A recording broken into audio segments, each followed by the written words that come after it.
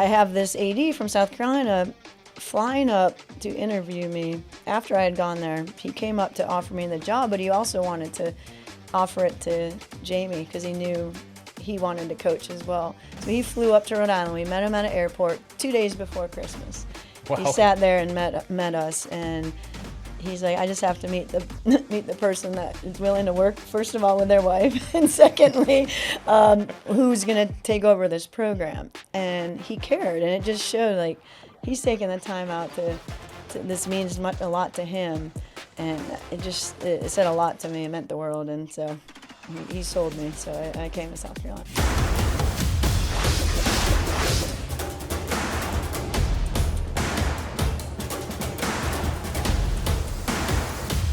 Welcome onto the sideline, everybody. I'm Matt Dowell, and we have another A-list guest on our podcast today. I'm so excited for you all to get to know Shelley Smith a little bit better today, the soccer head coach of South Carolina women's soccer. Shelley, welcome to our podcast. I'm so excited to have you on. Thank you, Matt. I appreciate being here. This is great. It's going to be a lot of fun. I'm looking forward to talking about the season that's already underway for you guys. Get to know you a little bit better, your backstory, how everything began for you in the soccer world that led you to become a Gamecock legend. Because you are a Gamecock legend, Shelley. I'm going to say that now. Thanks. I guess I am at this point. Seems weird, but yes. That's a nice thing, right, to say? Yeah. It's a good thing to reach and accomplish. So. It's amazing. You have accomplished so much, and you have just begun your 25th year as South Carolina's head coach. That is an amazing tenure. It's an amazing legacy.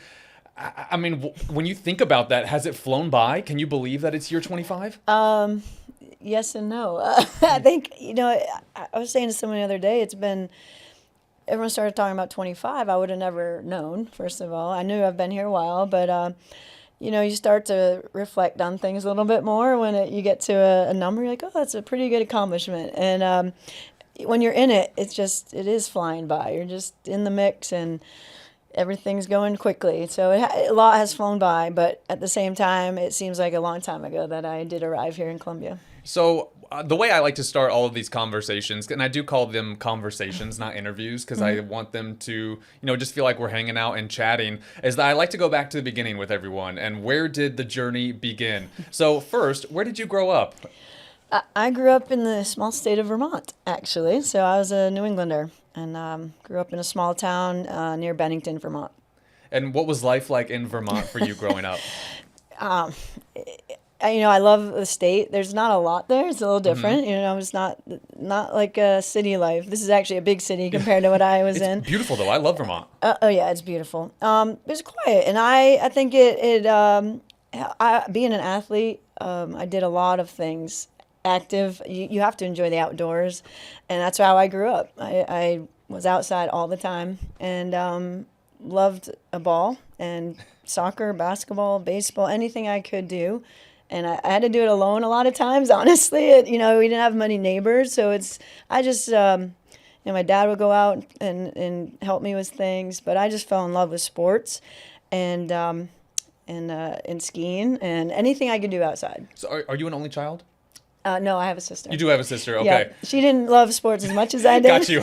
I would drag her out. She was a little younger, but she would do it for a little while, and then I'm just like, I'm done with this. So she left you hanging on the sports, okay. Yeah, and then she ended up playing soccer and cool. Basketball, but, I wanted to be outside doing that a lot. And when you're younger, it's hard to keep up with your big siblings. So. Was soccer first for you? Was that the first sport you fell in love with? Yeah, it's funny because we were just talking before about my age now. I'm a legend. You are. I started playing when really soccer was still growing in our country, and all I had were opportunities to play with the boys when I was younger. So it started on a playground in elementary school, and I always ran a lot as a kid. My parents thought it would be a good outlet to get involved in a sport. And they were friends with the boys' local soccer coach. They had a great little club team, and they let me play. And that started my love for it. I loved it and was as good as the boys. When you're that young, as long as you're kind of, I guess, physical, aggressive, and you can play the part.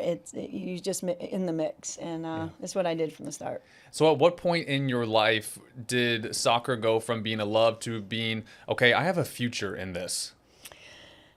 Good question. It was when I tried coaching probably for the first time. You go through school, and I was so debating what I was going to study and what to do. Mm-hmm. I was a nutrition major. I wanted to do sports nutrition. I always wanted to be in athletics somehow.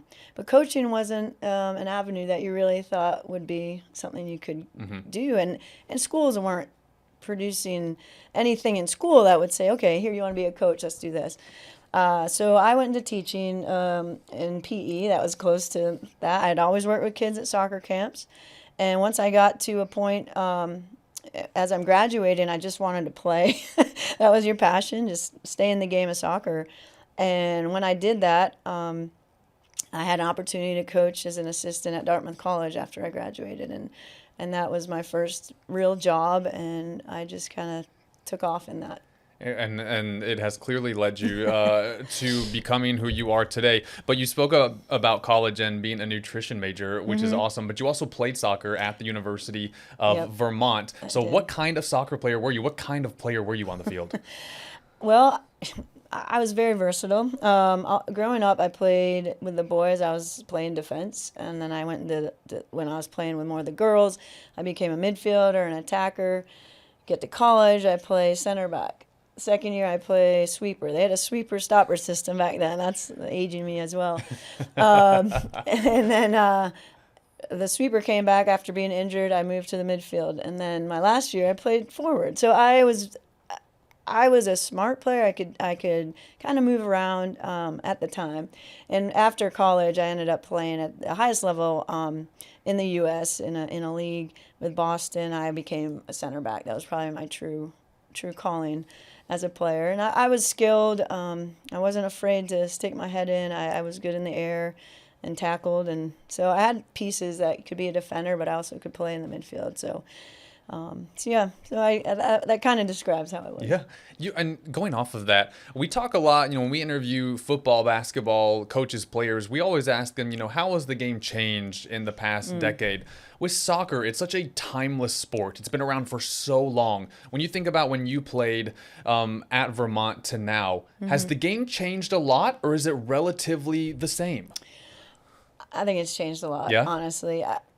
I mean, like I said, even when I played, they still played with a sweeper. And the back four system came along, even in the pros.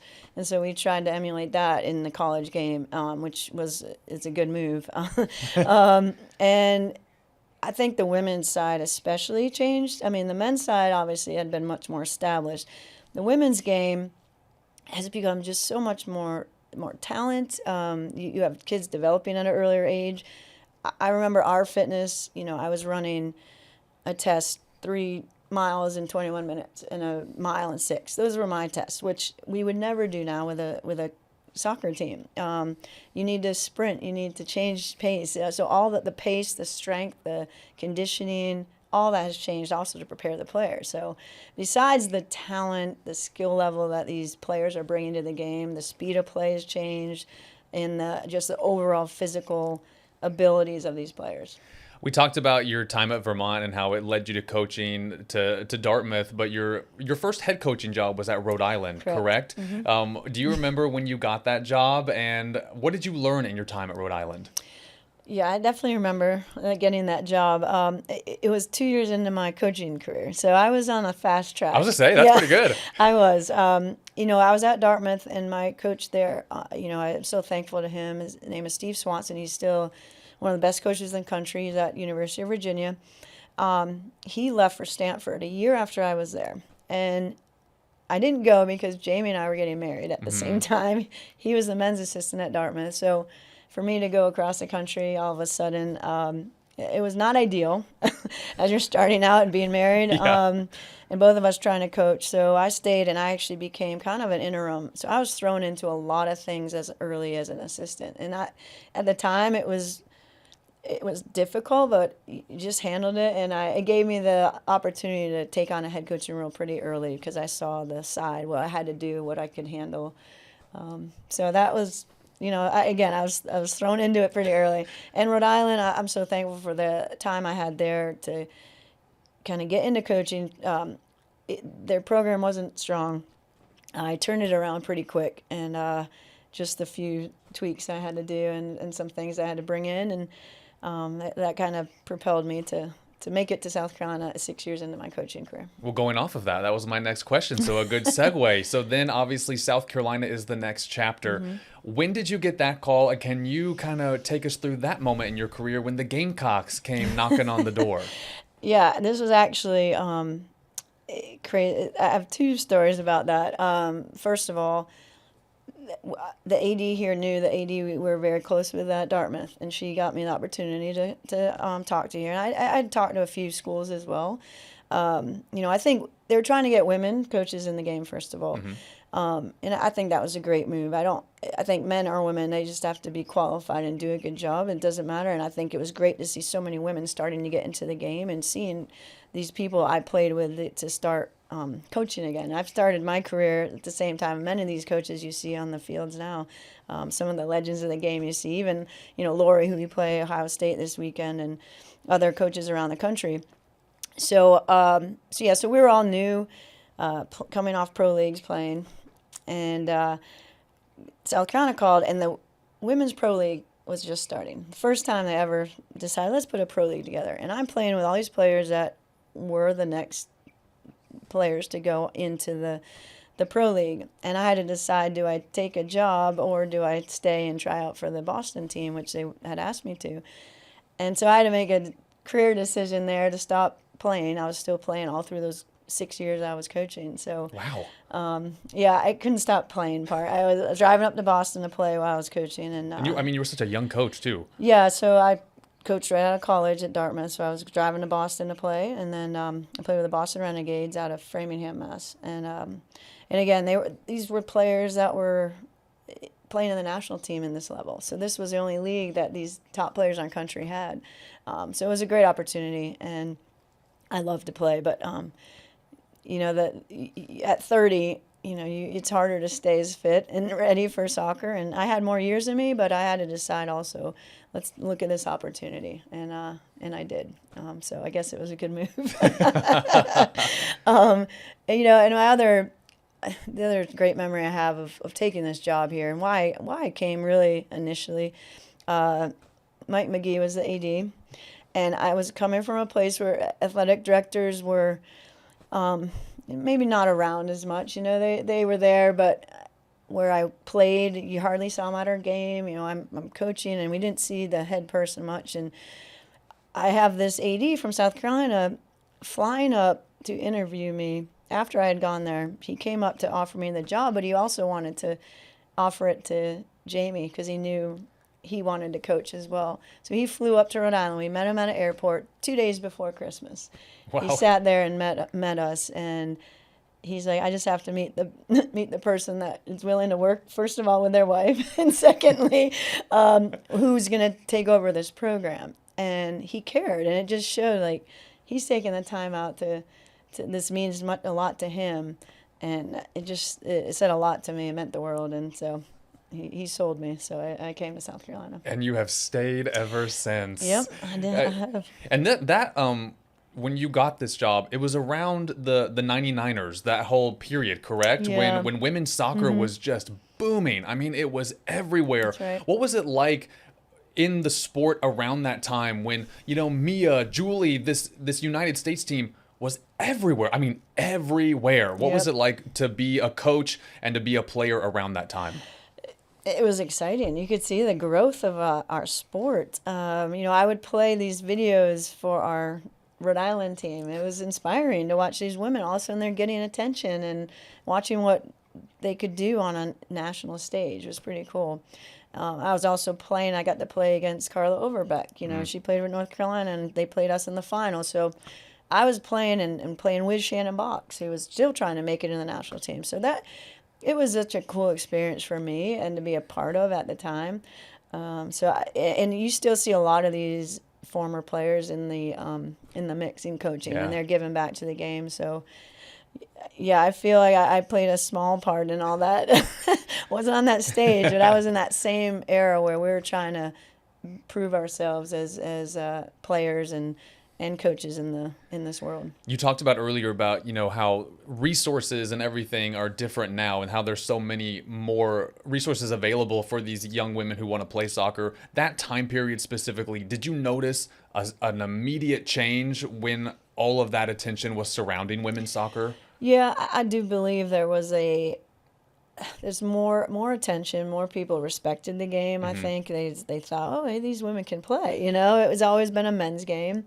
I played in England for 6 months, and when I went there, I went to the EPL game, and my friend and I were probably 2 women of maybe 20 in the whole stadium. And then Wow. now you watch, and it's a family environment, and people are embracing it as it's just for everybody, and there's been just so much change in the soccer world in general.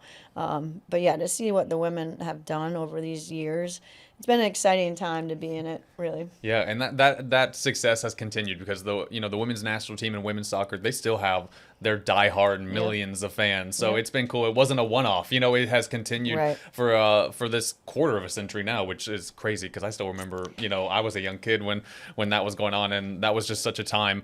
When you think about where you are now in year 25, first of all, for anyone who's watching this who hasn't been able to, see your team play ever or come watch a game, what kind of coach are you? How would you describe yourself as a coach?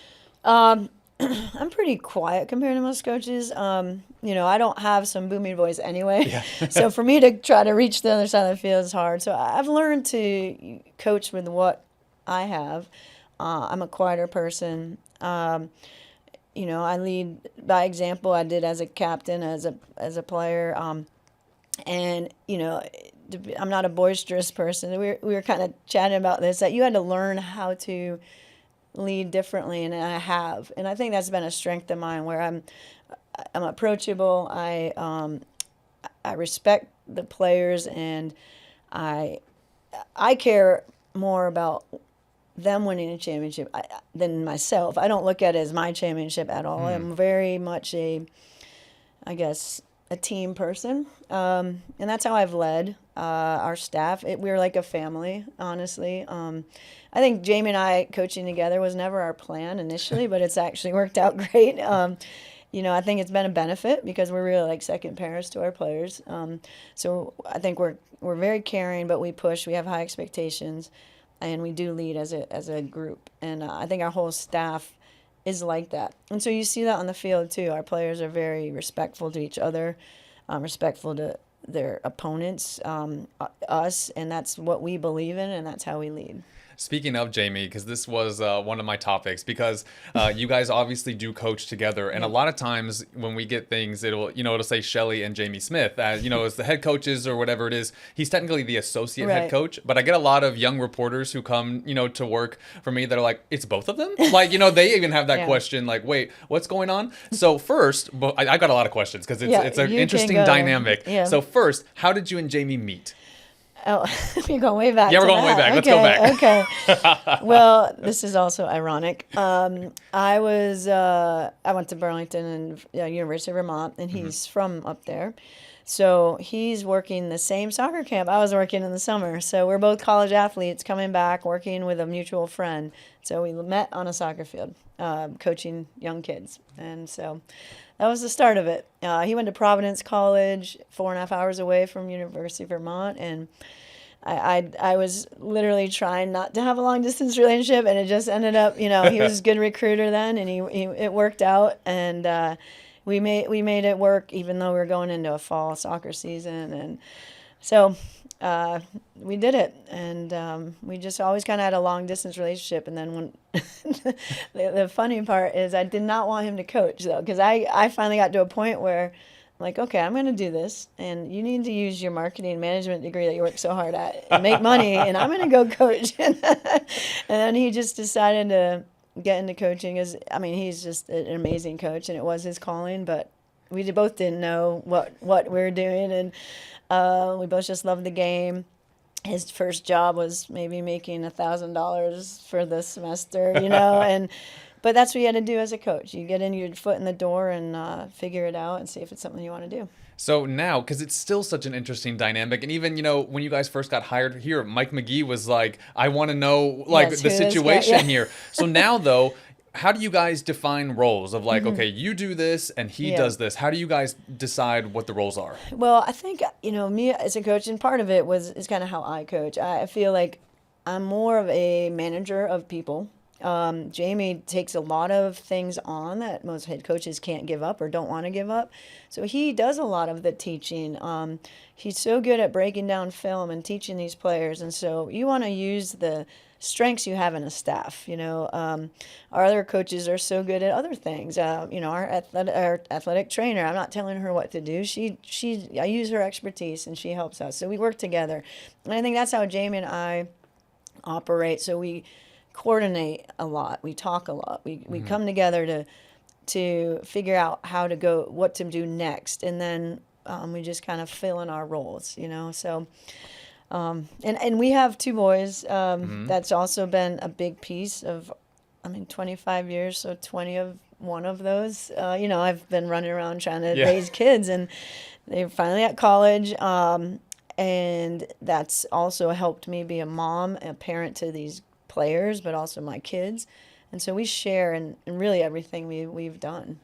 Speaking of that, it's funny how you're going with me in my notes because your kids were next on my list. Okay, well, Braden and Evan, yeah. are they soccer guys too? No. No, they're like, we've had enough of it. I am fine with it, honestly. They play soccer when they're younger. It was kind of natural to move into Of that. course, yeah. But I felt too there was always these high expectations that both your parents are coaches, you must be the superstar, you know. And it takes you have to really love a game, and they both enjoyed it, but they were meant for other sports, and they found their path. And I didn't want to push them ever to. I'm glad they tried it, and they both could have been really good at it if they stayed with it. But you have to love it, and so they both enjoyed it. It's funny, my youngest definitely didn't enjoy the running piece when it got to the big field. So he's now a baseball player, which suits him. And then Braden, our oldest, found lacrosse to be his passion. Cool. So he's playing with the club team here at Carolina. Oh, cool. Yeah. So that's been fun to watch him through these three. This will be his fourth year. And and Evan, our youngest, is trying to play college baseball. And so it's been fun to see him participate in sports. And they've found their paths. And I'm very grateful that they're following their passion and not trying to do something that we've done. You guys are such a cool family. Like, you're just cool. Like, the Smith family, you guys are cool. And you guys, there has to be so much love there for you guys to be coaches together. You know, obviously to have a household together, there has to be so much love, and it has to have been fun in a way. I know you guys probably have moments where you're like, oh, you're getting on my last nerve, but it has to be fun. It has to be such a great, thing. I think it is. There's so much you share, but you also have to balance life, and you got to separate yourself too, which Jamie will admit I'm much better at doing. I have a very good balance, and I think that in my coaching also, I understand where the players are coming from. I understand. I'm very thoughtful about what we're putting on our staff, our players, our entire support staff.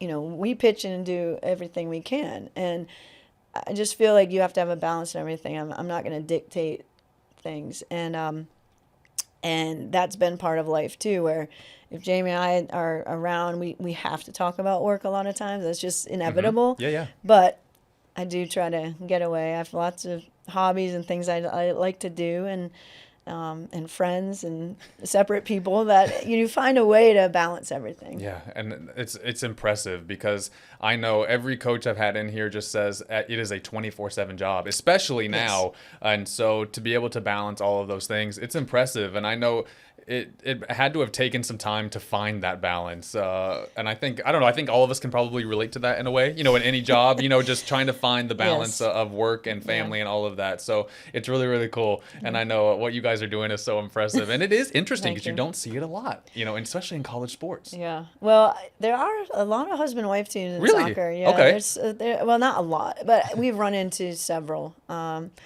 There's been a few that maybe haven't done it as long as Jamie and I have, so I think they try it. Yeah. But we're probably one of the few that have lasted and done this together. Well, you guys have had so much success, obviously, especially here at South Carolina. We're going to take a quick timeout, or a water break, if you will. I'll call it a water break in honor of the soccer theme today. But when we come back, we'll talk about the South Carolina women's soccer team this year, this season that is already underway, and we'll pick Shelley's brain about this year's roster and what the Gamecocks are bringing to the table, because y'all, they're a top 20 team once again. The South Carolina women's soccer season is already underway, and at the time of this interview, we're filming this on a Wednesday. The Gamecocks already 2-0. They got wins over Charleston and USF, and then tomorrow, when this interview is being released, actually, you guys are hosting a big one against Ohio State. So South Carolina up to number 16 in the rankings this week. Ohio State number 25. But first, Shelley, as we kind of talk about this year's team, what excites you about this year's roster? Because you got a lot of talent once again. Yeah, I mean, I would say what comes to mind when you say it first is just I love this group of girls. Like, they truly are a family. That's what we try to build in this locker room every year after year, bringing in new players, having some leave, and you want them to gel, and they really have. They're just tremendous. So it's fun to work with them. But we're led by some great returning players and the additions of some young talent. So I think that's the balance you always want to have. Last year we lost a lot of seniors, and sometimes you worry, okay, what's going to happen? And yeah, it's been over and over that we've lost talent, which is what you want out of your senior class, to have gotten to a point where they're like who you rely on, and you wait to see who's going to fill those shoes. And so this year we have some great talent coming in behind them. So we're led by Gracie Falla and Christina Sayusis. Christina is our goalkeeper, returning as a starter. Gracie Falla is one of the best center backs you'll see in the country, and she was SEC Defender of the Year 2 years ago. So she's really leading the team back there. And then lots of kind of young players around them. Yeah, which an exciting future as well. I feel like you guys are always, setting up for that consistency, because it's hard to be consistently a top 20, top 10 team. But when you look at the first two games that you guys have won, you beat Charleston at Charleston and then won your home opener against USF. The beginning of the season is always, you kind of, I know you guys prepare the best you can, but then it's always, okay, let's see, what you guys can do in these first couple of games. What were your biggest takeaways from those first two wins? Yeah, I think they were both talented teams, and you do try to prepare in this non-conference for the next season, which is your conference. Then you're trying to make the postseason. And so you're always trying to get a little bit better, and we're being tested early. Going to Charleston, they had one of the best environments they've had there. I was going to say, that crowd was great. Yeah, they were good. And, I think the men's team was there giving us heck behind the bench. So they were trying to rattle us, and I thought our players just did well to handle that away environment, and a team that really gave us their best. And so it was a challenge, and great game. And we just found the way to win with a great goal by a freshman. So great start to the season on the road, and then being at home, we played that much better and played a team that was full of international players and very talented as well. I was just proud of how we did in both games, both very different scenarios, and handled it. And so tomorrow's even going to be a step up for us to play against a top team, Ohio State. So that's kind of what you want in your preseason and your pre-conference matches, is just to be challenged and see different formations, different styles.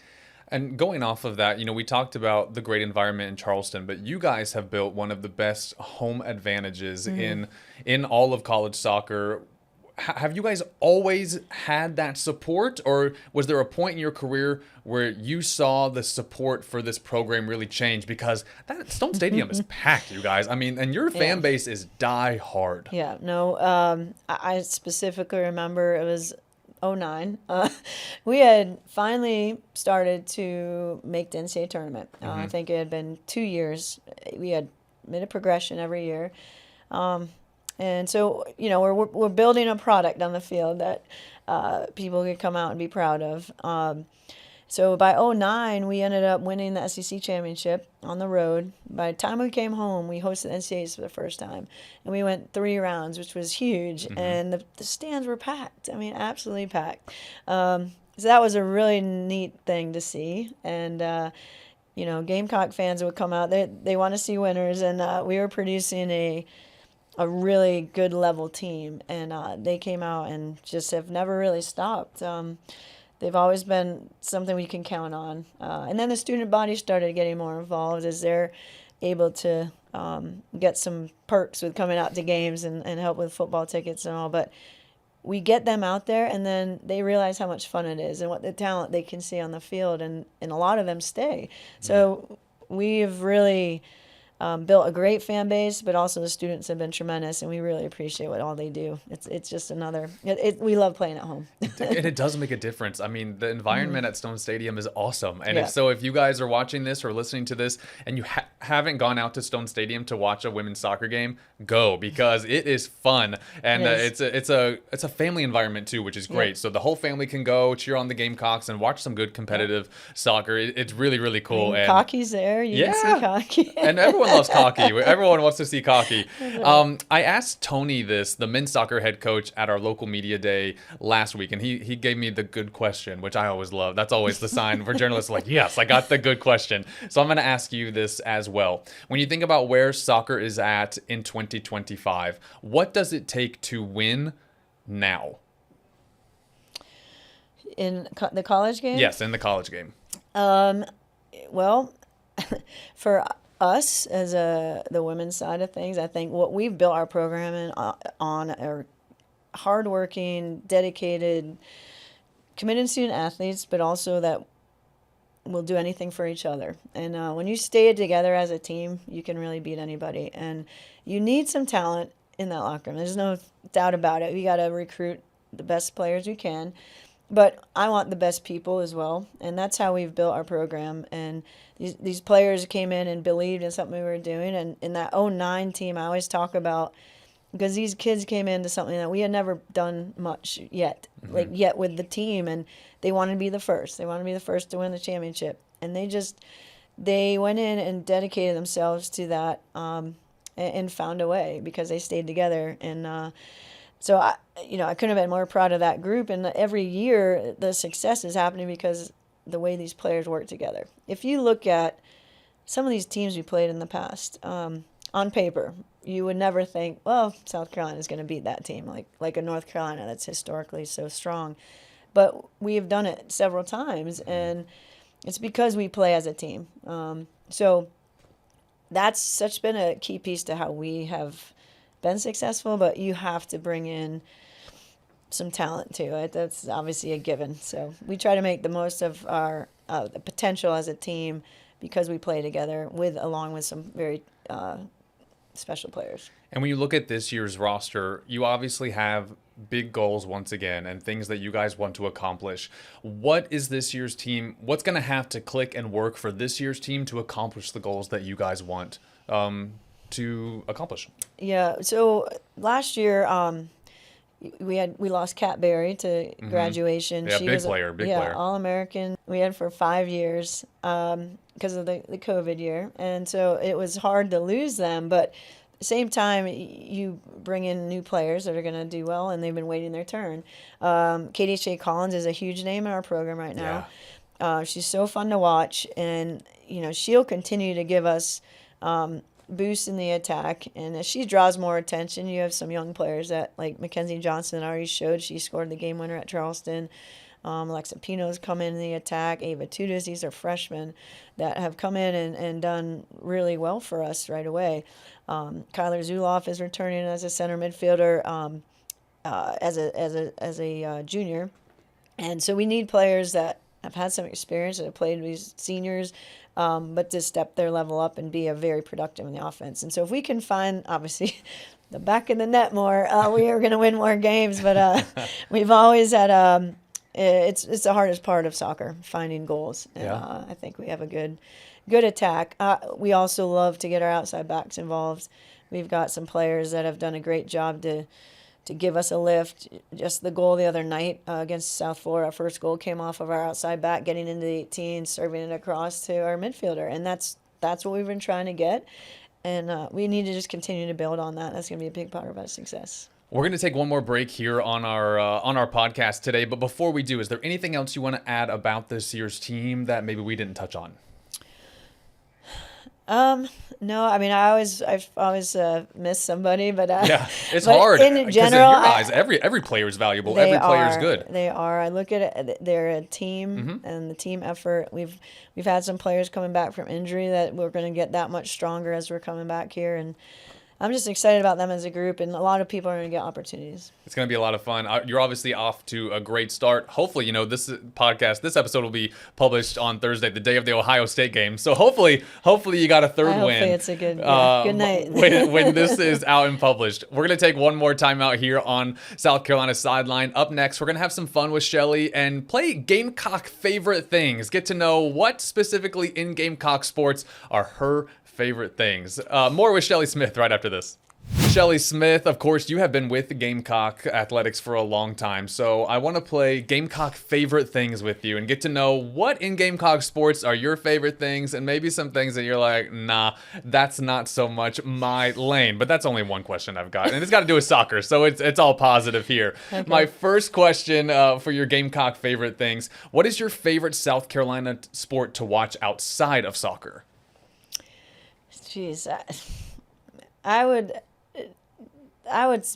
probably say the football. I think it's the most amazing atmosphere, especially when you come from New England where I was. I didn't have any pro sports around us, but professional was really the big deal there. And then I still remember when Mike McGee had hired me, he said, you have never seen anything like this. And it's true. And watching the games, it's just a passion that the school has, and it surrounds itself, and I understand why people are pretty excited about it. But the environment at Williams-Brice is just second to none. So yeah, it's probably my favorite piece. I've been in Columbia for 9 years now, and I tell everyone every year it gets more grand. Especially like the pregame and everything. It's like going to a rock concert. I mean, it's crazy just how they continue to elevate and expand and make the environment. I do think it's the most underrated environment in college football, but it is so fun every Saturday to be at Willie B. All right, back to the soccer field though.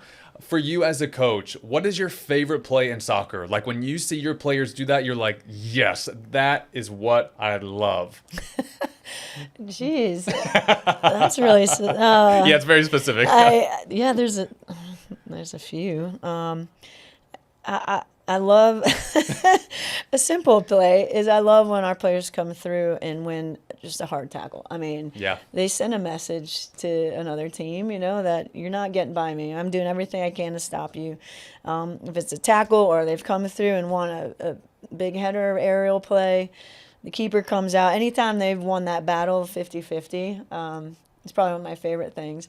I think in the attack, I'd say when you see a great third-man combination, one-touch passing to set up opportunity to score a goal, that's probably one of my favorite things in the creative piece in the attacking. On the other end, though, there has to be things as a coach that drive you crazy. What is your biggest pet peeve in soccer? Pet peeve in soccer? Yeah.